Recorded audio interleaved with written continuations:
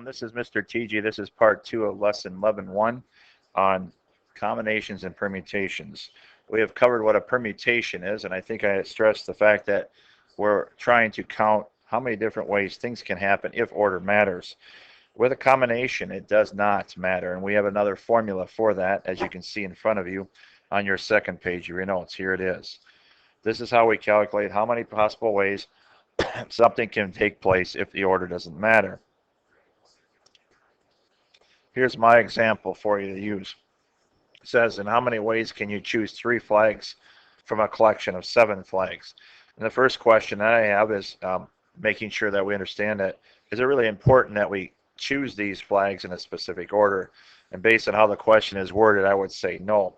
So what we do basically is using the formula, N again represents how many flags we have, which of course is 7. So we put 7.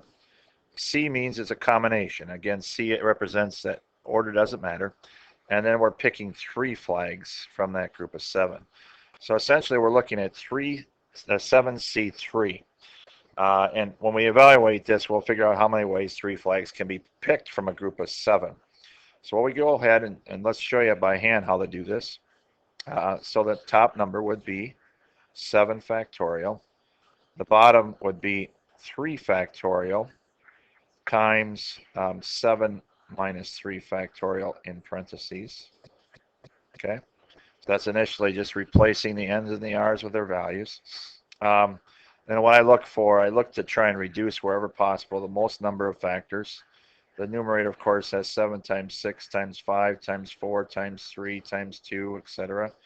I would do the denominator. I would probably leave 3 factorial alone, and then change this to 4 factorial, which we know to be 4 times 3 times 2 times 1. And then I would cross out the 4 times 3 times 2 times 1. Leave me with 7 times 6 times 5 all over 3 factorial, which is 3 times 2 times 1. So if you take your calculators out and work that out, let's say that would equals 35. Now what I'd like to have you do is I'm going to hit pause and take out your calculators, and again I'll show you how to do a computation like this on your calculator. Okay, welcome. Here's my calculators on the screen to help you with this. First thing we do is we enter 10 on our screen, and then go to math and go to all the way to the end, PRB. That's the probability. Okay, I hit the wrong button there. Let's try it again. So hit 10, math, go to prob. What I should have done is go down to NCR. This is a combination. And then we've got 3 items we're going to, actually, again, that's not quite right. We have 7 flags. I was thinking of the prior problem. Math. We'll get it right here soon. NCR 3. So that's what it looks like on your calculator. And there you get your same answer of 35. 35 ways in which you can pick 3 flags from a group of 7. Now what I would like you to do on your note sheet, there are 4 problems here. This is a practice time. 4 separate problems in which we're going to use combinations and permutations to help us. I would like you to take this time and work out all 4 problems. And do it first. Don't automatically hit past the pause button. You're not going to help yourself out by not trying it first. So try it first. And then when you push the button, I'll be working them out with you. And hopefully we match. And if we don't match, fix your mistakes. Thank you. Okay, welcome back. Here are your 4 problems. Hopefully you worked through them successfully. Problem number 1, it says a reading list for a course in world literature has 20 books on it. How many ways can you choose 4 books to read? In this particular problem, we don't care what order they're picked. Just any 4 will do.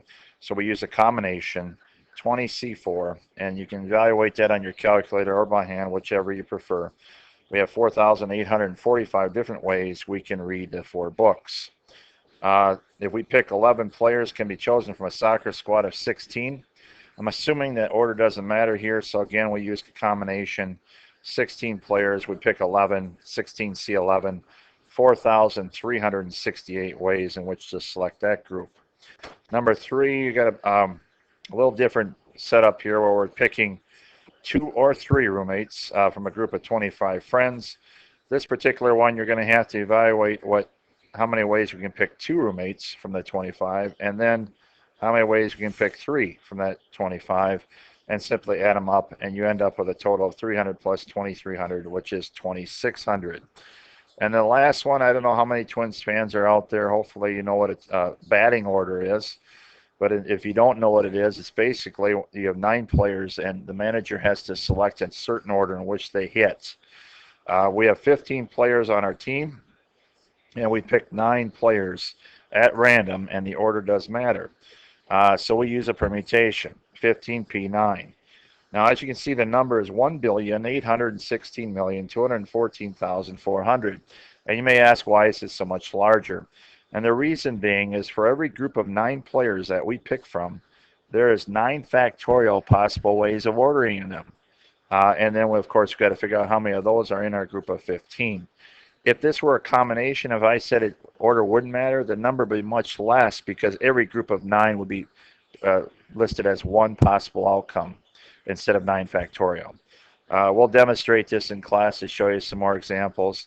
But hopefully this went well. If you got them wrong, please make corrections. And thus completes lesson 11.1 for chapter 11. Thank you.